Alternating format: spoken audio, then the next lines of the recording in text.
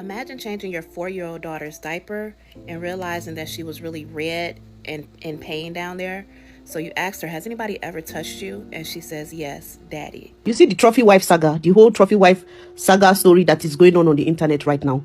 If that story doesn't teach you anything, it should teach you that a man having money doesn't make him a high value man. It's a reminder that money can't protect you from emotional harm or an unhealthy relationship. It takes courage for her to come here, speak about the situation and leave, because that's gonna help many women that are in the same situation but still with their partners. A YouTube influencer and content creator who built her brand as the new trophy wife, whose content was basically about advising women on how to attract good and providing men like the man she married, recently blew the internet with a twist video of how she married a monster. This is a disclaimer. The content we're about to dive in that she revealed in this video is rather sensitive because of the topics it addresses, like child abuse, and you will pardon me for not mentioning some sensitive words in this video because of YouTube regulations. This influencer, whose real name is Isis Morales,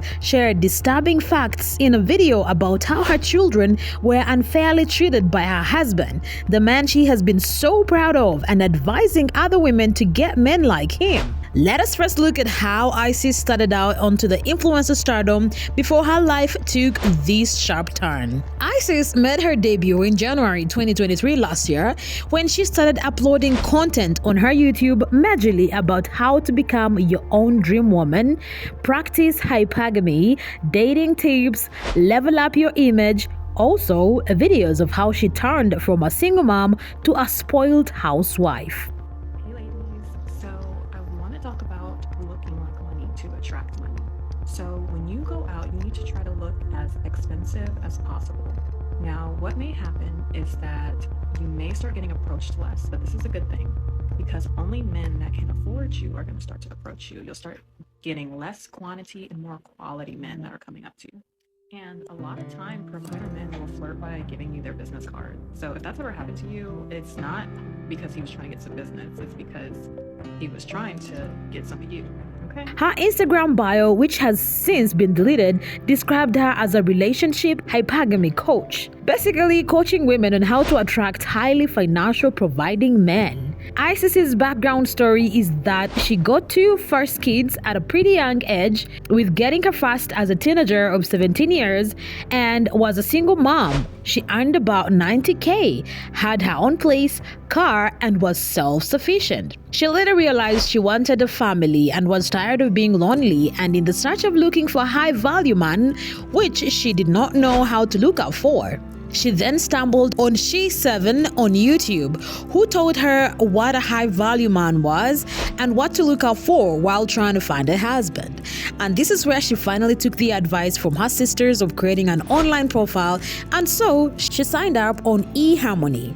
So first of all, I was not gold digging. I was dating hypergamously for marriage. To me, a man's word is everything. If a man says he's going to do something and does not do it, I don't have any tolerance for that. So that is why I put that video out to teach women that the moral of the story is don't rely on a man's words alone, rely on his actions. And when that man showed me that he was not going to commit to his promises, it told me a lot about his character. So then we get to this question, what did I do?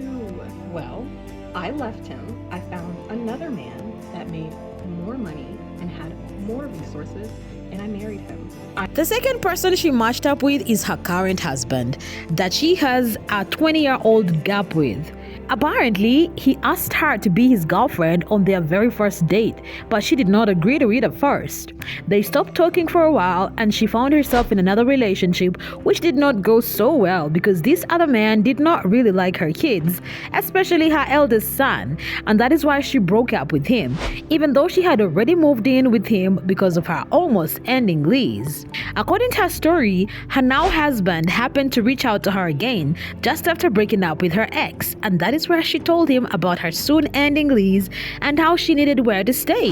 This was where he proposed that he wanted her to live with him, not as a girlfriend, but as his wife, which he agreed to because of his love for her kids, plus his urge to also get his own. This is my trophy wife.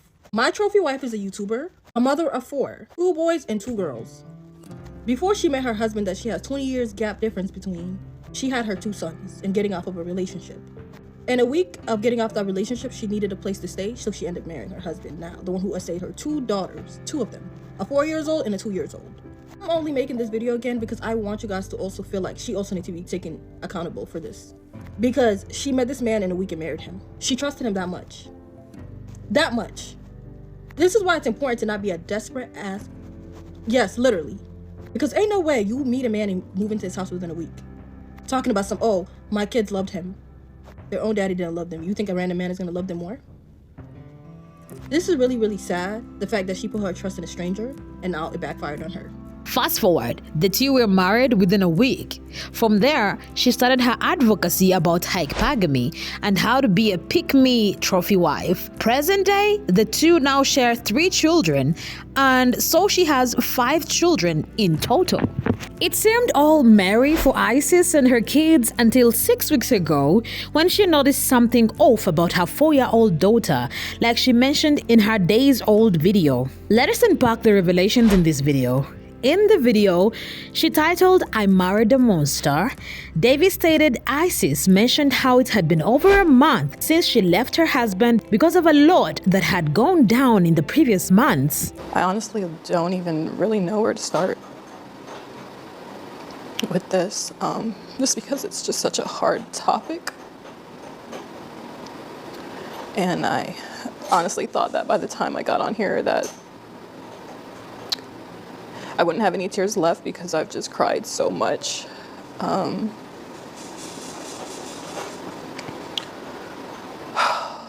Teary Isis mentioned how she had built her channel and her whole brand around being this man's wife and trying to teach other women how to attract good men and providing men. Explaining that she had seen her husband like the bar for what every woman should have inspired to have, but little did she know that the person she married would be a nightmare. She added that she mistook her husband for Prince Charming, knight in shining armor, because he portrayed himself to be this amazing, upright, righteous Christian man, which made her believe he was. When I first met my husband, I thought that he was my Prince Charming. I thought that he was my knight in shining armor, and you know, he portrayed himself to be this amazing, upright, righteous Christian man. 6 weeks ago, I was changing my daughter, my 4-year-old daughter, and I noticed that when I changed her, she was red and very sensitive. And immediately, my first thought was, did someone touch her?